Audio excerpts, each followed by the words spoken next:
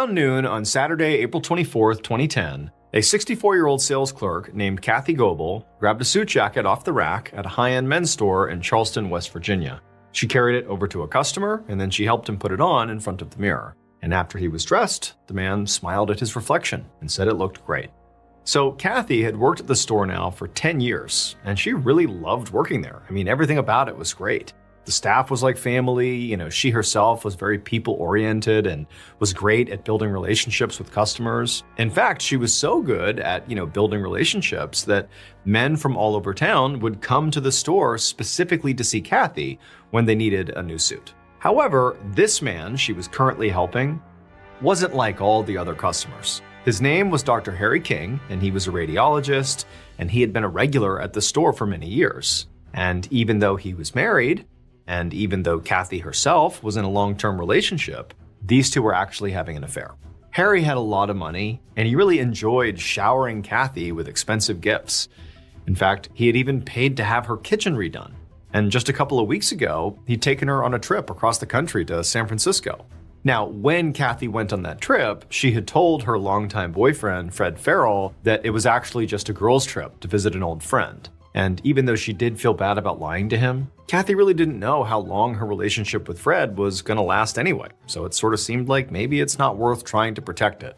Kathy and Fred had been dating for about 2 years, and Fred was definitely a nice guy, but recently he had asked Kathy to marry him, and she definitely was not sure about that and told him, I don't know, I have to think about it. So the big reason why Kathy was definitely on the fence about marriage in general was actually because Kathy had been divorced twice already. She also liked having her own house and her own life and not being tied to just one man. But she couldn't bring herself to actually break up with Fred when he proposed, and so she was sort of in this holding period now. And she figured that, as long as her affair with Harry stayed a secret, nobody would get hurt. So Kathy carried Harry's new suit over to the cash register, and as she rang it up, Harry leaned over the counter and asked if she wanted to go grab lunch. And Kathy smiled and said, sure. About an hour later, Kathy came back to the store after her lunch break, and inside she saw there was a young woman standing at the back of the store by a rack of shirts. The woman's clothes were a bit ragged, and she looked out of place, like she wasn't the typical clientele for the store. And as Kathy got closer to her, she realized it was her coworker's daughter, Jessica Fisher. And Jessica really put Kathy on edge, because Jessica had a drug problem. And every once in a while, she would come into the store and she would ask Kathy for some of Kathy's Xanax.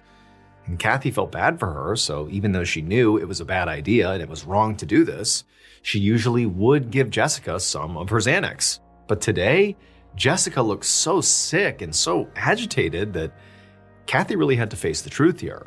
Jessica had a serious addiction and she really had to stop enabling it. So when Jessica invariably asked Kathy if she had any pills on her, Kathy put her foot down and said no. And Jessica did not take that well. She started screaming at Kathy. It caused this huge scene. There were other customers inside looking over. And at some point, Kathy's manager came running over to see what was going on.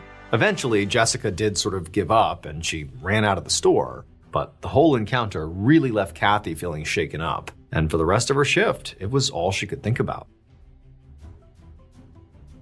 That night, just after the men's store closed at 5 p.m., Kathy came out the front door accompanied by one of her male coworkers. She was afraid that Jessica might be out here waiting to confront her. And so she had asked one of the other shoe salesmen, a guy named Charles March, to just walk her to her car. And so now, the two of them, Charles and Kathy, as they exited the store and made their way across the lot, they both were sort of on high alert, waiting to see if Jessica was going to pop out somewhere. But Kathy didn't see Jessica or anybody else lurking around, so eventually she got to her SUV, she said goodnight to Charles, and then she climbed into her car. Once inside the car, she locked all the doors and then exhaled in relief. She felt safe. And then as she started the engine, she called her longtime boyfriend, Fred. Fred was actually out of town on a fishing trip, and when he answered, Kathy told him that she was going to stop by his apartment that night and just clean it up for him before he came home. Now, Fred told her that she really didn't have to do that, but she insisted. She said she would head over there later that night, and then she hung up. But before she went to Fred's, Kathy actually planned to make another stop at the home of her ex-husband, or one of her ex-husbands, David McCartney. So Kathy and David had been divorced for 20 years now, but they had had 2 kids together, so they stayed in touch. A few years ago, David had actually had a stroke, and while he survived the stroke, his health still never fully recovered. And he wasn't remarried and didn't have anybody taking care of him. So Kathy would often stop by to help him out whenever she could. And so that was her plan for tonight, to just swing by, see if he was doing okay. So after hanging up with Fred and putting her phone in her purse, she threw her car in gear and she drove off towards David's house.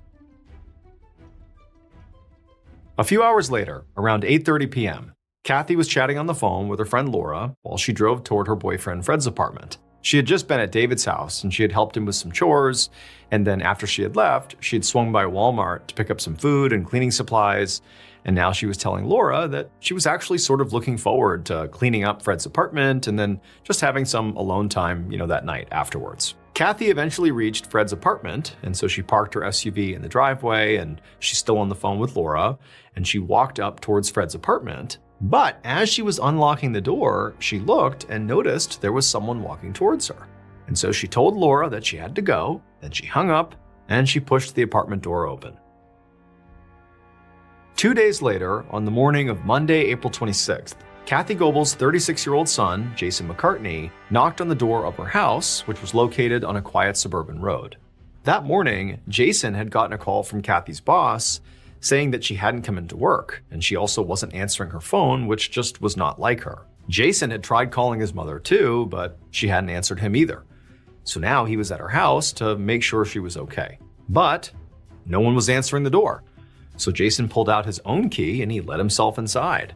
And then once he was inside, he began walking all around, calling out for his mom, searching every room, but there was no sign of her. She wasn't there. And there was no sign of her purse, which she brought with her everywhere. And then when he went into the garage, he saw that her SUV was also missing. So at this point, Jason pulled out his phone and he called his mother's boyfriend, Fred, to see if maybe she was with him.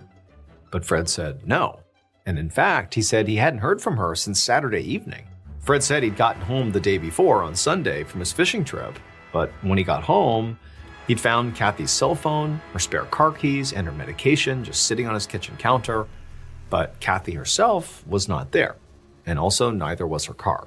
And so at this point, Jason had a really bad feeling that something wasn't right here, but he knew who to call, his childhood friend, Detective Brian Carper of the Kanawha County Sheriff's Department.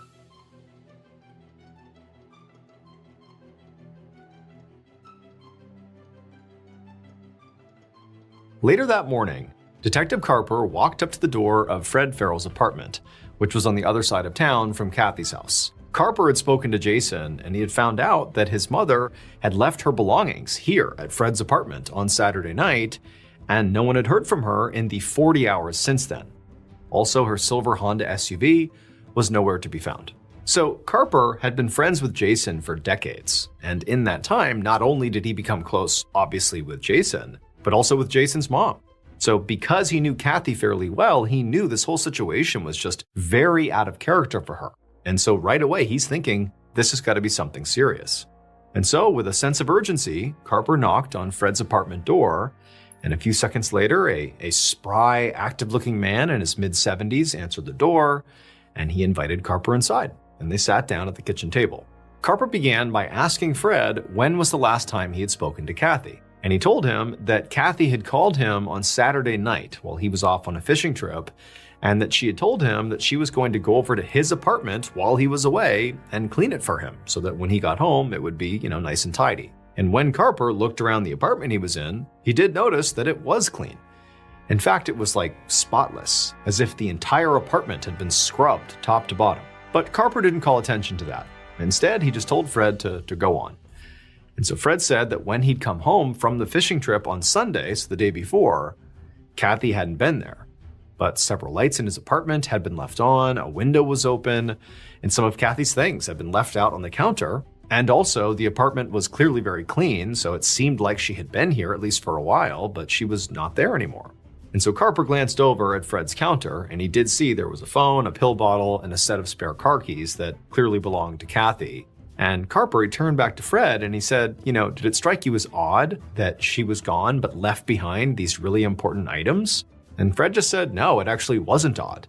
that Kathy was sometimes quite forgetful. However, when Fred said this, he distinctly looked away from Carper, like he wasn't meeting him eye to eye when he said that Kathy was forgetful. And so Carper began to think that Fred seemed pretty nervous, and it also definitely had not escaped him that Fred had also just referred to Kathy in the past tense, that she was forgetful, not that she is forgetful. Almost like he already knew that she might be dead, even though at this point she was only missing. And so to Carper, all of this seemed really suspicious. So he told Fred that he would have to come down to the station right now for additional questioning. Fred agreed to it, and as the men stood up from the table and headed for the door, Carper grabbed Kathy's car keys off the counter and put them in his pocket. Later that afternoon, back at the Kanawha County Sheriff's Office, Detective Carper looked over a copy of Kathy's phone records. By this point in the day, they'd already interrogated Fred, but he was sticking to his story about the fishing trip. Carper had also gone to the men's store where Kathy worked and had spoken to her coworkers, but none of them had any clue where Kathy could have gone. One of the shoe salesmen confirmed that he had walked Kathy out to the parking lot around 5 p.m. on Saturday, and he had watched her drive away, but that was the last time any of them had seen or heard from her. But now, as Carper scanned the list of calls that Kathy had made and received that Saturday, he saw that after she had left work that night, she had answered 2 incoming calls. One was from a woman named Laura Henderson, and the other was from her ex-husband, David McCartney. And so Carper wrote down both their names and then looked up their addresses. He was hoping that one of them could help fill in the gaps of what Kathy had done after work that night. A short while later, Detective Carper was sitting in the living room of Kathy's ex-husband, David McCartney. And David told the detective that he had heard about Kathy's disappearance from their son, Jason, and he was shocked to hear about it because he'd actually seen Kathy on the night she vanished. He told Carper that on Saturday, after Kathy had gotten off of work, she had come over to his house. And when she was there, she had helped him pay some bills that he had forgotten about, in part because his memory was not that great ever since his stroke. But he said Kathy hadn't really stayed very long at his house before she said she just had to leave, and then she had gone. And Carper really didn't know what to make of this, because now it was clear that David, at least so far, was the last person to have seen Kathy in person. But Carper really wasn't seeing a motive here. I mean, if anything, all he was seeing is that David felt an enormous amount of appreciation and gratitude toward his ex-wife. And then on top of that, David was not exactly young, and also he had some pretty serious mobility issues from the stroke he had had. And so Carper really wasn't even sure that somebody in David's condition would be able to hurt or kidnap Kathy, even if he had really wanted to. And also, Carper had to remind himself that he still wasn't even sure if anyone had hurt or kidnapped Kathy. After all, it's only been a couple of days now, and it was entirely possible that maybe she was safe somewhere and she would turn up and that this was just a big misunderstanding. However, there was still one more person that Carper really wanted to follow up with before he drew any initial conclusions. And that was the last person on Kathy's call records, Laura Henderson. And so later that same day, Carper sat down across from Laura Henderson in her living room. And Laura seemed really upset when Carper told her that she may have been the last person to speak to Kathy before she disappeared. At some point, he asked Laura whether Kathy had said anything on that last phone call about what she was up to that night, or if she had had any recent issues with anyone, or, anything odd. And Laura, she shook her head and said no, but then she stopped and she said, well, actually, there was one thing about that call that had stuck out to her as being a little bit strange. She said the last thing Kathy had said before hanging up was, "We're going into Fred's apartment." Not, "I'm going into Fred's apartment," but "We're going into Fred's apartment." We, like she was with someone. Carper was sort of surprised by this because his understanding is that Kathy had gone to Fred's apartment to clean it by herself based on what she had sort of communicated to Fred. And so he asked Laura if she had any idea who this other person was that she could have been with. And Laura said no. She said that Kathy had made no mention of there being another person with her on the entire call. In fact, the first mention of there being this other person was basically right at the end of the call when she had hung up. She basically had said to Laura, "We're going in," and then she had hung up. And so Carper spoke with Laura for a few more minutes, and then shortly after he left her house, his cell phone rang. And when he answered, it was an officer on the line who said he had found Kathy's SUV. It had been abandoned on the highway about 15 miles outside of town. And Carper said he would be there right away. Later that same Monday afternoon, so we're still just 48 hours after the last time anyone had seen or heard from Kathy, Carper parked on the side of the highway in a wooded area outside of Charleston. And through his windshield, he saw a silver Honda SUV parked a few yards ahead of him, right next to an exit. And right away, he recognized the license plate as being Kathy's. And so Carper got out of his car, and as he approached Kathy's SUV, he saw there was a white towel hanging out of the driver's side window, which was normally a signal that a car had broken down. All the doors were locked, so Carper pulled Kathy's spare key that he had grabbed out of Fred's apartment out of his pocket, and he used it to unlock the driver's side door. There was nobody inside the car, and there was no sign of a struggle, there was no blood anywhere, and also Kathy's purse was not inside either. So Carper had to wonder if maybe Kathy had been driving along this road and then her car, ran into some trouble and she walked off to get help when nobody had stopped. However, just to make sure, Carper sat in the driver's seat and he used his spare key and he tried the engine just to see if it would work. And as soon as he turned the key, the car started. The car was running just fine. And he also saw there was a half a tank of gas left. So at first glance, it appeared like, this didn't really make any sense. Why is this car abandoned here with the white towel in the window signifying that this car has broken down when the car works just fine or appears to work just fine? And so Carper, at this point, he began to think this is a sign that Kathy likely had not disappeared by choice here. There was just no good reason why she would have driven 15 miles out of town without her phone in the middle of the night, tell no one, abandon her car on the side of the highway and just walk off. Why would she do that? And so to Carper, it seemed like the most plausible explanation here was that Kathy had been abducted. And whoever had done it also dumped her car out here with the towel in the window just to throw off investigators.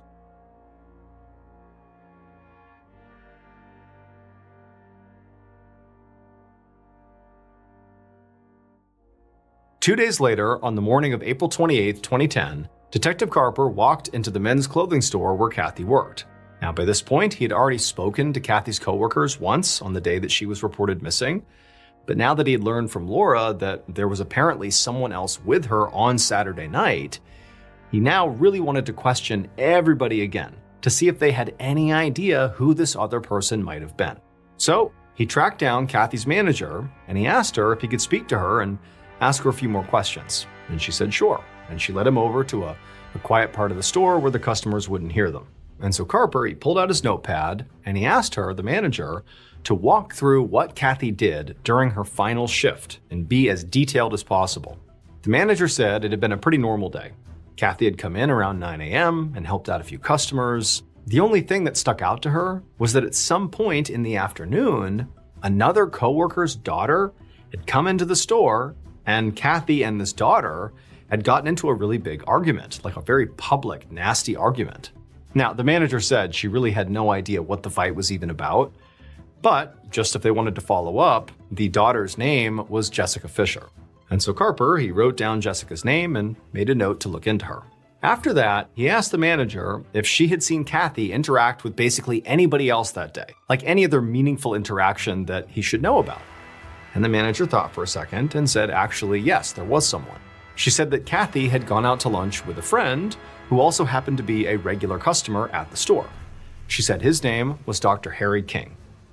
Later that same day, Carper sat down inside of an interrogation room with Harry King, and Harry seemed really nervous. When Carper asked if he knew why he was there, Harry said yes. Harry then put his head in his hands and he said, I know I should have come in sooner, but I was just afraid of what was going to happen. He explained that he and Kathy were not just friends. They were having an affair. He said they'd even gone on a trip to San Francisco together a couple of weeks ago, and they'd both lied to their respective partners about it. Carper was really surprised by this, and right away he wondered if maybe Kathy's boyfriend, Fred, had found out about the affair and killed Kathy out of jealousy. Or maybe things had gone bad between Harry and Kathy, their affair had gone south, and Harry had killed her. It did seem really suspicious that Harry clearly knew Kathy was missing, but hadn't come forward to the police. He had to be asked to come in. So Carper asked Harry to just go ahead and explain where he had been on Saturday night. And Harry said he'd been at home all night with his wife. And so Carper asked if he could speak to Harry's wife to verify his alibi. And immediately, Harry pleaded with the detective not to bring his wife into this, doesn't want to give up that he's having an affair here. But eventually, he seemed to understand that without an alibi, he was the primary suspect here. So he agreed and gave Carper his wife's phone number. A few days later, on May 1st, so a week after Kathy was last seen and she's still missing, Carper walked up the steps of a cheap motel on the edge of town. He'd finally tracked down Jessica Fisher, the co-worker's daughter who had gotten into a fight with Kathy at the men's clothing store on the day she disappeared. And this motel was apparently where she was staying. And so Carper figured out which room was Jessica's, and then he knocked on the door. And then a moment later, the door opened, and there was Jessica.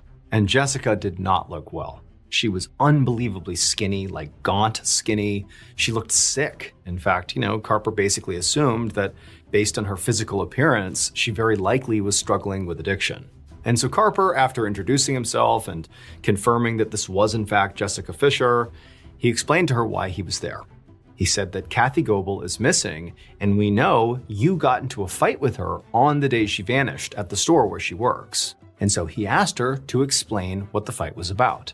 After hearing all this, Jessica's eyes went wide, and she insisted that she had no idea what had happened to Kathy. And when Carper pressed her again about why they had fought in the store that day, Jessica was kind of evasive at first, but then finally she just broke down, and she admitted that she had been asking Kathy for drugs, and Kathy had said no, and they had fought about it. She said that sometimes Kathy would give her Xanax, but that day, Kathy had refused. So Jessica said she got mad and sort of freaked out, and that was the fight. But Jessica swore that once another worker had intervened, she had just left the store and gone home and never seen Kathy again. Like that really was all it was. Now, Carper's reaction to this is, it sounded an awful lot like Jessica was telling the truth. But he still asked her if she would take a polygraph test just to be sure. And she said yes, of course. And so Carper gave her his business card, and they agreed on a date and time for her to come into the station for that test. But when that date and time rolled around, Jessica never showed up. In May of 2010, so a couple of weeks after Kathy Goebel disappeared, Detective Brian Carper was looking through a forensics report at his desk. Kathy's car that had been found on the side of the highway had been processed for evidence. But as this report showed, no DNA or fingerprints had been found inside or on it from anyone other than Kathy. Now, this didn't mean that, someone could not have dumped Kathy's car on the side of the road. It just meant that if that happened, whoever did it was very careful to cover their tracks, and forensic evidence was not going to help pin them down. And this was very frustrating for Carper, because so far, all his leads were sort of coming up dry. Dr. Harry King's wife had confirmed his alibi, and when Carper had spoken to her, she had seemed very upset to learn that her husband was having an affair. So Carper didn't think she would want to lie for him. She probably was telling the truth, that he really was there with her. Carper had questioned Kathy's two adult sons, Jason and Paul, but they both came in and passed polygraph tests and were ruled out as suspects. As for Jessica Fisher, the young woman who had gotten into a fight with Kathy in the store over Kathy not giving her Xanax pills, well, she had agreed to come in and take a polygraph, but she hadn't shown up, and currently she was still MIA. And even though Kathy's boyfriend, Fred, and ex-husband, David, both still seemed pretty suspicious, there really was nothing concrete tying them to Kathy's disappearance.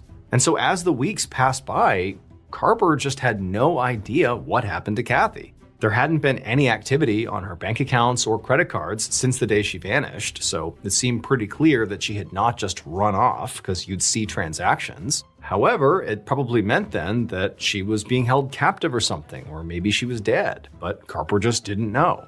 And so this was a pretty unusual case, because Carper did have several pretty solid suspects, but no actual evidence that a crime had even been committed. And so unless Kathy was found, dead or alive, or some new evidence was uncovered, it would be impossible to charge anyone in connection with her disappearance. And so as weeks turned to months and Kathy just continued not to turn up, the case ultimately went cold. 2 years later, on April 25th, 2012, Detective Carper trudged through the mud and puddles in the parking lot of the police station and then wiped his shoes on the mat outside the front door. It had been raining for days now, and the rivers and the creeks around Charleston had all flooded, and the whole city was basically a swampy mess. As Carper walked to his office, an officer suddenly ran up to him and said that a 911 call had just come in, and Carper would definitely want to hear about it. The officer said that according to this caller, all the rain they had been having had unearthed a human body that clearly had been buried at some point on the edge of town. And as he explained where this body had been found, Carper's heart began to race. He understood why the officer had brought this to him specifically, because that body had to be Kathy Goebel.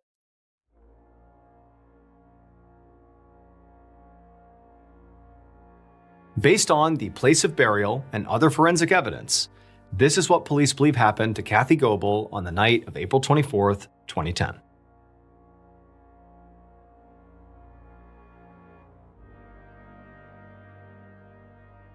Around 8:30 p.m., the killer was waiting outside of Fred's apartment. They knew Kathy would be coming by that night, and soon they saw the headlights of her SUV coming up the street. As Kathy got out of her car with a plastic grocery bag and a phone to her ear, the killer approached the doorstep and waved. And Kathy, who was still on the phone, she sort of seemed surprised to see the killer, but, nonetheless, she continued talking on the phone, and she didn't say anything to the killer, as she just continued to unlock the door, open it up, and sort of gestured for the killer to come on in with them. Once inside, Kathy set the shopping bag and a few of her other things down on the counter, and then once she'd hung up the phone, she asked the killer what were they doing there. And the killer just asked her if she would take a drive somewhere with them. And Kathy seemed a little confused by the request, but said okay. The killer waited for a few minutes while Kathy cleaned up the apartment, because that was something she said that she wanted to do. And then once she was done, they both left the apartment, they got in the killer's car, and the killer drove them to another house way out on the edge of town. And once they were there, they went inside, and the killer asked Kathy if she wanted to have sex with them. And Kathy said no. And this rejection sent the killer into an instant rage. And they grabbed her, they tied her up, and they strangled her. And then when she stopped moving, they dragged her lifeless body into a bathtub, and they grabbed a saw and they cut off her arms, her legs, and her head. Then they took her severed body parts and they buried her in a shallow grave in their backyard.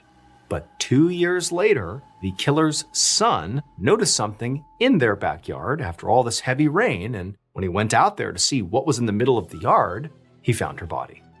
The shoe salesman, Charles March, who ironically had been the one to walk Kathy out to her car on the day she vanished to keep her safe from Jessica Fisher after that fight. He was the person that she trusted to keep her safe. He was her killer.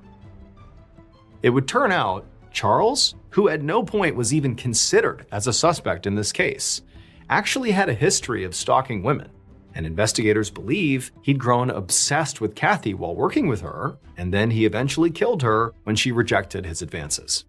Charles March was arrested on April 25, 2012, and charged with Kathy's murder. He pled guilty and was sentenced to life in prison.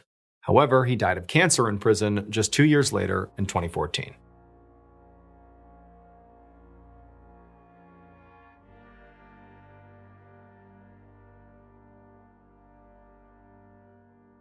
On the night of September 21st, 2013, 39-year-old Joe Connell clinked his fork against a champagne glass to get the attention of his friends and family, who were sitting together on a restaurant patio in Wilmington, Delaware. Everyone at the large table quieted down as Joe stood up and raised his glass. He looked over at his wife Olga sitting right by him, and he smiled at her. Then he cleared his throat and made a toast. He said that he still couldn't believe that he'd been lucky enough to meet and marry a beautiful, brilliant woman like Olga. And he was so excited to be there with the people they loved to wish her a happy 39th birthday. Everyone at the table shouted happy birthday, toasted Olga, and then drank their champagne. Olga blushed, and Joe laughed a bit. He knew how shy his wife could be when the attention was on her. But he sat down and put his arm around her and told her that she deserved all the attention. After all, this was her special day. A few minutes later, as the group was talking and eating, Joe felt his phone buzz in his pocket. He pulled it out and saw there was a text message. After all, this was her special day. A few minutes later, as the group was talking and eating, Joe felt his phone buzz in his pocket. He pulled it out and saw there was a text message. He read it, then quickly replied, and then jumped back into the conversation at the table. But pretty much right away, loud music began playing from inside the restaurant, and Olga immediately got excited. The music meant that the dance floor in this large restaurant and bar was now open, and the dance floor was one of the big reasons they'd chosen this place to celebrate here in the first place. Because as shy as Olga was in a lot of social situations, she actually loved to let loose and dance. And so Joe instinctively stood up, looked over at his wife and took her hand, and then together they walked inside the restaurant. Once inside, they immediately hit the dance floor, and for a minute, Joe just stood there watching his wife dance. She had beautiful blonde hair, she was wearing a nice dress, and she had on sparkling pieces of expensive jewelry. Joe had meant every word in his short birthday toast. He really couldn't believe how lucky he was to be married to this woman. The couple had met online about 3 years earlier, when Joe was just coming out of the craziest and most difficult period of his life. Joe had gotten into this drunken brawl and ended up pulling out a gun, and the police got involved. Joe had said the gun was not loaded, but that event still had landed Joe in prison for almost 6 years. And when he'd gotten out, he'd vowed to clean up his life. And pretty quickly after getting out, 2 things made that possible. 1, he'd become co-owner of an auto repair shop with his best friend Chris, and 2, he'd met Olga. Joe and Olga had gotten along right away, and so they quickly set up a date. And as soon as they hung out in person, Joe thought Olga was the most beautiful woman he'd ever seen and one of the smartest people he'd ever met. Olga had grown up in Russia, and while she was there, she'd received college degrees in physics and chemistry. Now, Joe never thought of himself as being a particularly smart guy. He thought he was just a really good car mechanic. But Olga, she fell for him the same way he fell for her. She thought he was funny and outgoing, and it didn't hurt that she thought he was handsome and in great shape. And so, not long after their initial meeting, they moved in together, and then eventually, in June of 2013, they got married, just a few months before Olga's 39th birthday. Back on the dance floor, Joe shouted over the loud music and told his wife how amazing she looked tonight. Olga wrapped her arms around his neck, and they started dancing together. And before they knew it, hours had flown by. The dance floor had all but cleared, and the restaurant staff was now starting to shut things down for the night. Joe and Olga said goodbye to the few friends who'd stayed to dance with them, and then they too left the restaurant.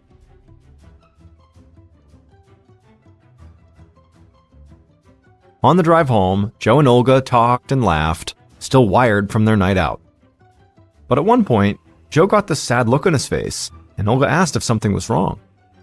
Joe shook his head and said he was just sorry that his little sister Kelly hadn't been at the party. Olga didn't say it, but she knew that Kelly hadn't just missed the party. Kelly had not been invited. Because Joe and his younger sister were in the middle of a full-on feud, and they had completely stopped talking to each other.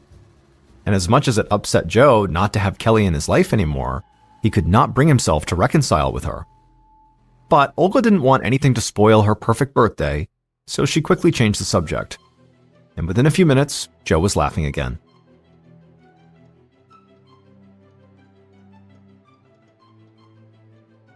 Around 1:30 a.m., Joe pulled his car into a parking spot in front of his and Olga's condo. Olga got out of the car and headed down the walkway towards their front door. Joe moved kind of slowly and trailed behind her. Olga pulled her keys out of her purse, and right as she was about to unlock the door, she heard a strange noise coming from behind her.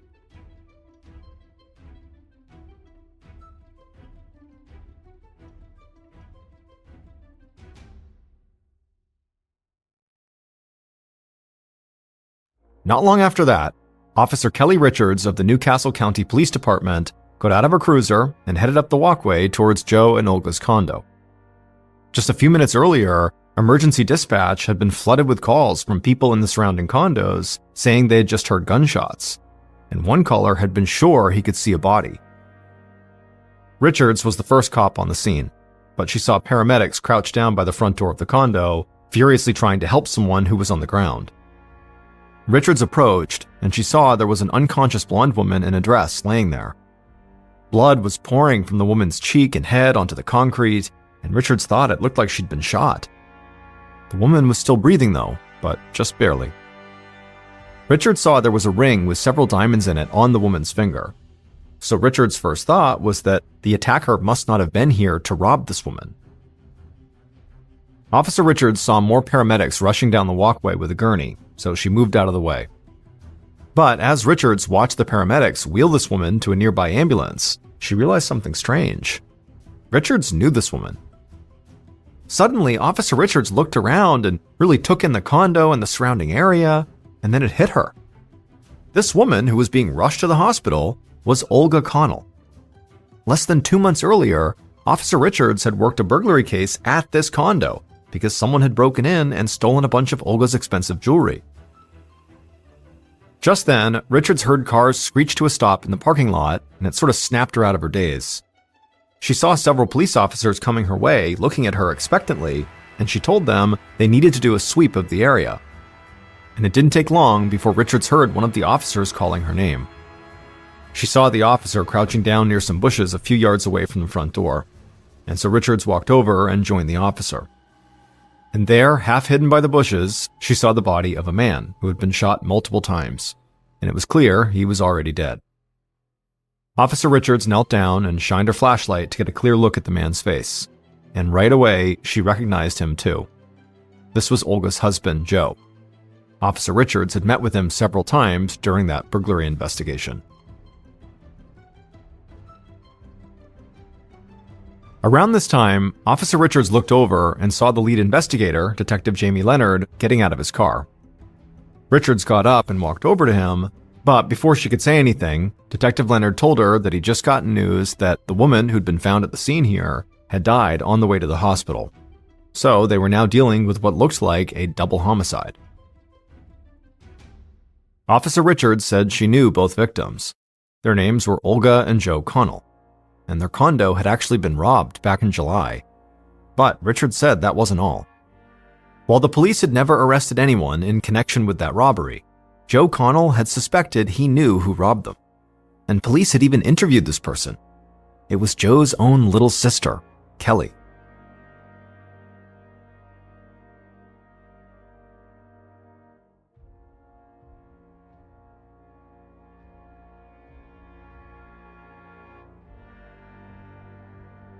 That afternoon, Detective Leonard sat at his desk looking over crime scene photos, waiting for Joe's sister, Kelly, to get to the station. And as he looked at photos of Olga laying by the front door and Joe laying several yards away in the bushes, he had a theory that he just couldn't shake. Leonard had spent the entire morning with Officer Richards and a few others combing the area around the condo, and a couple of things had stood out to him. The first was that the bushes where Joe's body had been found were littered with 9mm bullet casings. However, they also found .22 caliber casings on site, and the report Leonard had received from the hospital where Olga had been taken stated that her bullet wounds had come from a .22. Now, Leonard knew it was possible that the killer could have just had two different guns on them. But based on how far apart the bodies had been found, he thought it was more likely that there had been two shooters at the scene, one to kill Olga and one to kill Joe. And if that was the case, Leonard thought there was a good chance that these murders had been planned, and that they were not the result of some kind of spur-of-the-moment argument or anything like that. Detective Leonard's door opened, and an officer stepped inside. He told Leonard that Joe's sister Kelly had just arrived and was waiting in one of the interview rooms. Leonard put the crime scene photos back in a folder, put on his suit jacket, and then walked out of his office. Detective Leonard reached the interview room, went inside, and sat down at a table across from Kelly. And right away, his first impression was she looked like she hadn't slept all night. Joe and Olga's immediate families had all been informed about the murders, but since Olga's family was in Russia, Joe's parents and his two siblings were the ones dealing directly with the police. And Leonard knew that could take a toll on someone. So he started the interview with what he thought was a simple question. What was Kelly's relationship with her brother Joe like? But just hearing this question sent Kelly into a total breakdown. She began sobbing and she struggled to catch her breath. She said that she and Joe had actually been fighting and had stopped talking to each other. But now he was dead, and so she'd never get a chance to talk to him again. Detective Leonard just sat there quietly and let Kelly cry for a few minutes. As far as he could tell, Kelly was truly upset about the death of her brother. But Leonard also knew that didn't necessarily mean she was totally innocent. When Kelly finally composed herself and said she was okay to continue, Detective Leonard laid everything out. He told her he knew about the burglary at Joe and Olga's condo, and he knew she, Kelly, had been interviewed by police in connection to that crime. He also assumed that that's why she and her brother had stopped talking to each other. But Kelly said no, that her and Joe had actually started fighting before all that. And then Kelly leaned forward and began telling her story. And as she did, Detective Leonard just sat there thinking, this sounds totally insane. Kelly told the detective that years ago, her mother had given her the most beautiful ring with a bunch of diamonds in it. The ring was a family heirloom, and her mom had wanted to pass it on to her only daughter. Kelly had treasured this ring and dreamed of it being her engagement ring someday. Then, a few months ago, Kelly's mother had asked if she could borrow the ring so she could wear it on a trip she was taking. Kelly said of course. After all, it had been her mother's ring for a long time before Kelly got it. However, when her mom had returned the ring, Kelly knew right away that something was wrong. The ring looked different. So, on a hunch, Kelly had brought the ring to a jeweler, and the jeweler said there were no diamonds in this ring. There were only cubic zirconias. Cubic zirconias are cheaper stones that are often used to imitate diamonds. Kelly told Detective Leonard that she'd been really confused at first. But pretty soon, everything clicked when she heard that Joe had given Olga this beautiful engagement ring with several diamonds in it. And so Kelly got in touch with Olga, wanting to know if those diamonds had come from her family heirloom ring. Olga had said she had no idea what Kelly was talking about, but it hadn't taken long for Kelly to get her mom and Joe to admit what they had done. They had taken the diamonds out of Kelly's ring when she lent it to her mother, put those diamonds in a new ring for Olga, and put cubic zirconias in the original, gave it back to Kelly, and just hoped Kelly wouldn't notice. At this point, Kelly stopped talking. And at first, Detective Leonard really didn't know what to say. This was like the plot twist of a heist movie or something. But he quickly got back on track. He asked point blank if Kelly had broken into Joe and Olga's condo to try to steal the diamonds back, or to steal other jewelry to get back at Joe for what he'd done. At this point, Kelly broke down again. She said she had nothing to do with the burglary. And as angry as she was, Joe was still her brother, and she loved him. Leonard wrapped up the interview by asking Kelly where she had been when Joe and Olga had been killed. And Kelly said she'd been home alone. She knew that was not a great alibi, but it was the truth. After the interview ended, Leonard considered Kelly to be a major suspect, but he didn't have any concrete evidence to hold her, so he had to let her go. The detective had not slept in a while, but he had no intention of stopping anytime soon. So Kelly got in touch with Olga, wanting to know if those diamonds had come from her family heirloom ring. Olga had said she had no idea what Kelly was talking about, but it hadn't taken long for Kelly to get her mom and Joe to admit what they had done. They had taken the diamonds out of Kelly's ring when she lent it to her mother, put those diamonds in a new ring for Olga, and put cubic zirconias in the original, gave it back to Kelly, and just hoped Kelly wouldn't notice. At this point, Kelly stopped talking.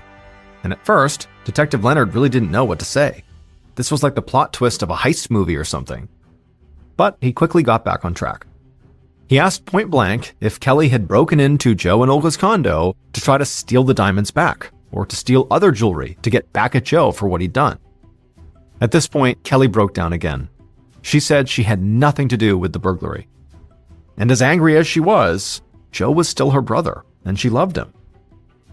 Leonard wrapped up the interview by asking Kelly where she had been when Joe and Olga had been killed.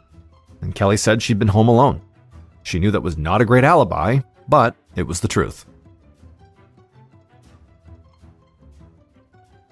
After the interview ended, Leonard considered Kelly to be a major suspect, but he didn't have any concrete evidence to hold her, so he had to let her go. The detective had not slept in a while, but he had no intention of stopping anytime soon. And after Kelly's crazy story, he wanted to talk to someone outside of the family about Joe, someone who would not have been mixed up in the family feud and who hadn't swiped any diamonds. So Leonard headed across town to Joe's auto repair shop.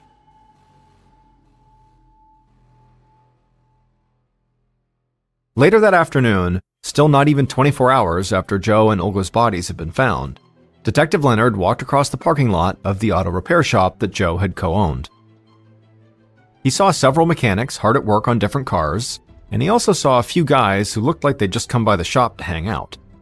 They seemed a little strange to Leonard, but he didn't think too much about it. He walked into a small lobby, and he saw a man who looked like he was around 30 sitting behind the counter. Detective Leonard introduced himself and showed his badge, and the man behind the counter stood up. He said his name was Chris Rivers, and he asked if there was a problem. Leonard asked him if he knew who Joe Connell was. Immediately, Chris let out a big sigh, and a very annoyed look came across his face. He looked right at Leonard and said, "What did he do now?" This was not what the detective had expected. In fact, it really threw him off. Leonard had planned to come by the shop, learn a bit about Joe, and then leave. But now, he wondered if Chris might have information about something illegal Joe had been mixed up in. So, right there on the spot, Leonard changed his plan, and he asked Chris if he wouldn't mind coming to the station to answer some questions. The sun had begun to set by the time Detective Leonard and Chris sat down together inside of an interview room. Based on what Chris had said at the auto repair shop, it seemed like he had no idea Joe had been killed, and Leonard didn't tell him. Instead, the detective asked Chris what he did at the auto repair shop. Chris said he co-owned the place with Joe, but sometimes he felt like he was doing everything by himself. Leonard asked him to elaborate, and so Chris said, Joe seemed to like the idea of owning the business way more than actually running the business. Leonard smiled like he could relate, and he asked Chris if Joe's behavior upset him. Chris said of course it did. It was hard enough keeping the shop open, let alone profitable. But suddenly, Chris stopped talking and just stared at Detective Leonard. Chris realized he'd just started ranting and still had no idea why he was there. So he asked again, what had Joe done? At this point, Detective Leonard knew he had to tell Chris what was going on. So he said Joe hadn't done anything. Instead, someone had murdered Joe and his wife. Everything about Chris's demeanor immediately changed. His face went blank and he looked kind of pale. He started shaking his head. He said there was no way. Joe couldn't be gone. But Leonard said it was true. And right away, Chris got mad at himself. He couldn't believe he'd just trashed his best friend like that because of some stupid work stuff. Just like Leonard had done with Kelly, he let Chris sit there for a while and collect himself. Then, at some point, when there was a lull, the detective asked Chris when the last time he had seen Joe was. Chris said he had seen Joe the day before at work. But after he said that, Chris suddenly paused like something had just hit him. He told Leonard somewhat emotionally that he was actually supposed to go to Olga's birthday party the night before, and he had gone to the restaurant, but when he was outside, he realized he had left his wallet back at the shop. He was already feeling annoyed that he'd had to work late, so instead of going to the party and seeing his friends one last time, he had just bailed, gotten his wallet, and headed home. And now he felt really bad about it. And so Detective Leonard asked a few follow-up questions about Chris's relationship with Joe and with Olga and how they met each other and things like that. And then eventually, Detective Leonard said he had just one more question for the time being. He asked Chris, when they had first met, why had he assumed Joe had done something that would have gotten him in trouble with the police. Chris took a breath and then said he had never told anyone this, but he knew that Joe was a big-time illegal steroid user. That's how he stayed in such great physical shape. However, Chris said over the past several months, Joe had gone from just using steroids to dealing them.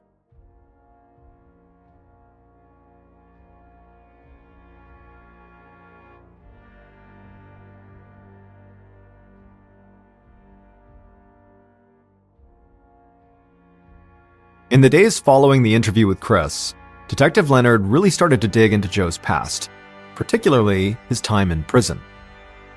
Leonard and his team met with prison staff and people who'd been on the inside with Joe, and a lot of them said the same thing.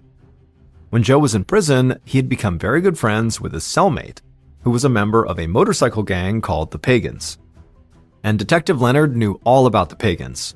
They were directly connected to the drug trade in Wilmington and in cities across the East Coast. So he wondered if maybe Joe had gotten mixed up with the gang after he had gotten out. Maybe he had made them angry, or took too much money on a drug deal and they retaliated. So Leonard methodically tracked down members of this gang and asked them if Joe Connell had been dealing drugs for them. Now, most of the members admitted to knowing Joe, but getting any information beyond that proved to be very difficult. This didn't surprise Leonard, because drug-dealing members of motorcycle gangs were not really known for talking to the police. But at the end of September, so about a week after the murders, Detective Leonard was sitting at his desk when an officer walked in with a strange look on his face. The door opened wider, and this huge, intimidating guy in a black leather jacket walked inside. And Detective Leonard couldn't believe it, because this man was one of the leaders of the pagans. The leader sat down and told the detective that he was not there to try to protect himself or anybody in the biker gang. He was just there to set the record straight. He said that Joe had been a very good friend, and he was still shocked that somebody had killed him, but he told the detective that Joe had absolutely nothing to do with any drug deals the pagans might be involved in. Joe was just a great mechanic who loved riding and working on motorcycles. Now, Detective Leonard knew how utterly bizarre it was that this man had 1. Chosen to set foot in the police station, 2. Actually speak to a detective, and 3. Not even tried to hide the fact that he had connections to the drug world. And so by the time this leader left, Leonard couldn't help but feeling like he must be telling the truth. Still though, the detective was not ready to just drop the drug lead altogether. Leonard did think Joe's sister Kelly was still a major suspect, but Olga had been wearing her diamond ring when she was found, so this being some kind of a drug-related hit, as opposed to a robbery attempt, made more sense to him. And soon, as his team kept looking into Joe's past, they found a new drug-related lead. That lead was a man named Josh Bay. Josh was a known drug dealer in town, and he had even worked as an FBI informant. But for Detective Leonard, the most important thing about Josh was that he seemed to spend a lot of his free time just sort of hanging out at Joe's auto repair shop. On October 4th, 2 weeks after the murders, Detective Leonard brought Josh Bay in for an interview. But it quickly became clear that this young man was not going to be all that helpful. In fact, Josh at first tried to play off that he didn't even know Joe or his business partner Chris. When Leonard pointed out that police had plenty of evidence that said he did know both men, Josh simply changed his story. He admitted he knew Joe and Chris, but only as the guys who worked on his car. Leonard pressed Josh, but it got him nowhere. Josh said he knew nothing about drug deals involving anyone at the auto shop, and he said he had no connection to Joe and Olga's murders. The detective didn't really believe anything Josh said, but he'd have to find proof that Josh was lying. So Leonard let him go, frustrated that he had good leads, but no clear evidence pointing to any of them.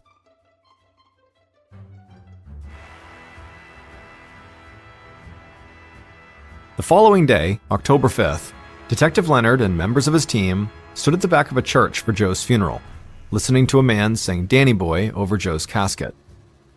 As Leonard listened to the song, he scanned the church pews, looking at everyone who had come. And one thing stood out. Most of Joe's friends and family clearly believed Joe's sister Kelly was involved in the murders. Because nobody was speaking to Kelly. It was like the entire family was shunning her.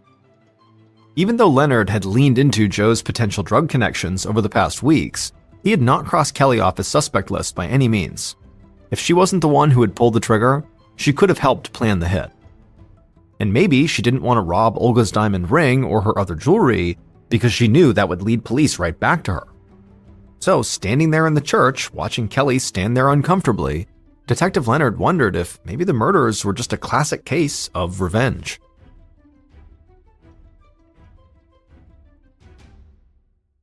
Four days later, on the evening of October 9th, Detective Leonard and his team gathered around a TV at the station to watch a local news show. This was not something they did often, but tonight, the news was running a story on Joe and Olga that would include interviews with people who had been close to the couple. Just like going to the funeral, Detective Leonard saw this as an opportunity to see if anyone would say or do something strange. The news show started, and at first it was pretty standard. A retrospective on Joe and Olga's lives and how much people love them. But during one interview segment, Leonard heard something that took him completely by surprise. He looked around at his team to make sure he hadn't misheard something, but they had all caught it too. And they knew it could be something huge. After the news show ended, Leonard didn't waste any time. He laid out a new strategy to pursue what he thought might be the most important lead they'd gotten since the night of the murders. Leonard's team worked tirelessly, but it would still take a lot longer than Leonard had hoped for them to secure enough concrete evidence to put together a case that would hold up in court. But in September of 2014, 1 year after the murders, police finally made an arrest. Now they had a clear picture of who killed Joe and Olga and how they pulled it off.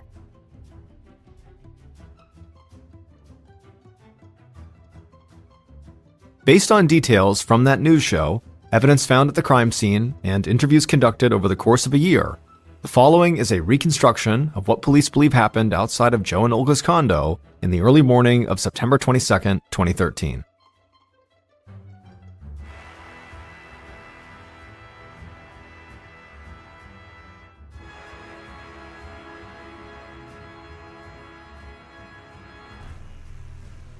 Around 1 a.m., the killers pulled their car into the condominium parking lot. They wore all black clothes and black gloves. The driver lifted their shirt, pulled a 9mm handgun from their waistband, and checked to make sure it was loaded. The passenger did the same with their .22. The killers scanned the parking lot and the surrounding area. It was well lit, but it was clear. Nobody was there. The driver nodded to the passenger, at which point the passenger stepped out of the car and quickly ran over to some bushes just a few yards away. The passenger crouched down, hid in the bushes, and kept their eyes fixed on Joe and Olga's front door. At the same time, the driver shut off the engine and sat in the car, waiting. About a half hour later, around 1:30 a.m., a car pulled into the parking lot. The driver could immediately feel themselves tense up. They looked out and saw a woman wearing a dress getting out of the car and heading up the walkway towards the front door, while a man followed shortly behind her. After a steadying breath, the driver gripped their 9mm and then stepped out of their car. And at that exact moment, right as Olga and Joe had reached the front door, the passenger leapt out of the bushes where they'd been hiding, sprinted towards Olga, and fired off 3 quick shots at her. The bullets struck Olga in the head, cheek, and upper back, and she immediately crumpled to the ground, covered in blood. Joe, who was right behind her, screamed in horror, but as he ran towards his wife, the driver unloaded their 9mm from right behind Joe. He got hit multiple times, but he actually stayed on his feet. Joe stumbled forward and tried to run to the bushes, looking for any way out of here, but the driver pursued him and kept firing their gun. Joe took rounds in the chest, arms, legs. At the same time, the driver shut off the engine and sat in the car, waiting. About a half hour later, around 1:30 a.m., a car pulled into the parking lot. The driver could immediately feel themselves tense up. They looked out and saw a woman wearing a dress getting out of the car and heading up the walkway towards the front door, while a man followed shortly behind her. After a steadying breath, the driver gripped their 9mm and then stepped out of their car. And at that exact moment, right as Olga and Joe had reached the front door, the passenger leapt out of the bushes where they'd been hiding, sprinted towards Olga, and fired off 3 quick shots at her. The bullets struck Olga in the head, cheek, and upper back, and she immediately crumpled to the ground, covered in blood. Joe, who was right behind her, screamed in horror, but as he ran towards his wife, the driver unloaded their 9mm from right behind Joe.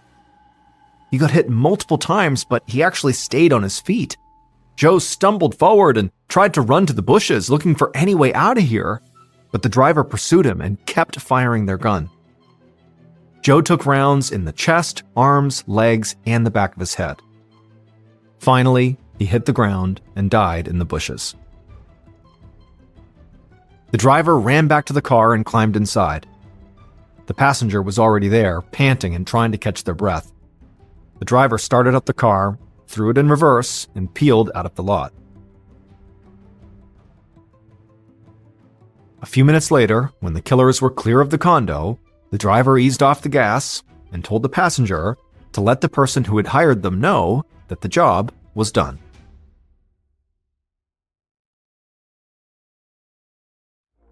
The 2 people who shot and killed Joe and Olga had no personal connection to them at all. They had simply been hired to do a job by Josh Bay, the drug dealer who had hung out at the auto repair shop. But Josh had also been hired by somebody else to carry out these murders. And the person who had hired Josh and who was behind setting all of this up was Joe's own best friend and business partner, Chris Rivers. For all of Chris's talk about Joe using and selling steroids, police discovered that it was actually Chris who appeared to have a major drug issue, with opioids and cocaine. And Chris's drug habit had begun to take a huge financial toll on him. He was basically burning through all his money. But Chris believed he had found a solution for all his problems. Chris and Joe had taken out a joint insurance policy for the auto repair business. Essentially, this policy would pay out a large lump sum to one owner and give that owner full control of the company if the other owner and any other beneficiaries died. This meant that to get the payout and to take sole control of the company, Chris would not only have to get rid of Joe, he would also have to get rid of Joe's possible beneficiary, Olga. So Chris reached out to his drug dealer, Josh Bay, for help. He offered Josh a cut of the insurance payout to murder Joe and Olga. But Josh had no intention of actually pulling the trigger himself, so he subcontracted the job out to two hired killers he knew from his work in the drug trade. On the night of Olga's birthday party, Chris texted Joe. He said he was finishing up something at work, but he wanted to know how late they'd be at the restaurant, because he still wanted to come to the party. Joe texted back that they would be there late, most likely until around closing time. Chris would pass that information on to Josh, and Josh would let the hired killers know so that they could be waiting at the condo when Joe and Olga got home. As Joe's business partner, Chris had been a suspect, but the bulk of the early investigation focused on Joe's sister Kelly and also on the possible drug angle with the Pagans motorcycle gang. But when Detective Leonard and his team watched the news show about Joe and Olga, they heard Chris say in an interview that on the night his two friends got killed, he had worked late and then gone straight home. This is not what Chris had originally told Detective Leonard. Chris had told Leonard that he had first driven to the restaurant for the birthday party, realized he'd forgotten his wallet, and then left and went home. This little change in Chris's story was like a massive alarm going off inside of Detective Leonard's head. So he and his team shifted their focus and dug deep into Chris's personal life and financial records, and they eventually discovered Chris's money problems, his drug habit, and his direct connection to the drug dealer, Josh Bay. Chris was charged with double homicide and found guilty, and he received 2 life sentences. Josh Bay got a plea deal and was sentenced to 5 years in prison. As for Joe's sister Kelly, despite her feud with her brother, she had nothing to do with the murders, and no evidence ever surfaced that she was at all involved in that burglary of Joe and Olga's condo.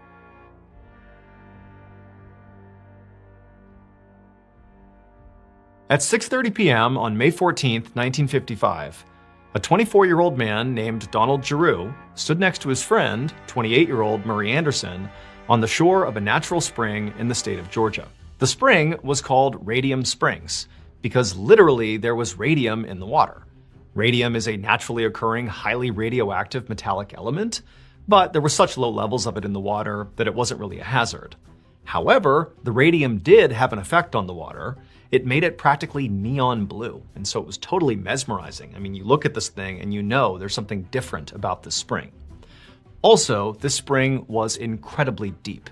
So Donald and Murray were both members of the US Navy, and so naturally they spent a lot of time, in and around water, because that's what the Navy does. They work in and around water. But ironically, it was actually when Donald and Murray were not working that they spent the most amount of time in the water, because in their off time, they were recreational scuba divers. Except back in 1955, recreational scuba diving was totally not safe. And that was because, underwater diving certainly existed at the time. I mean, institutions like the Navy, they were prolific divers.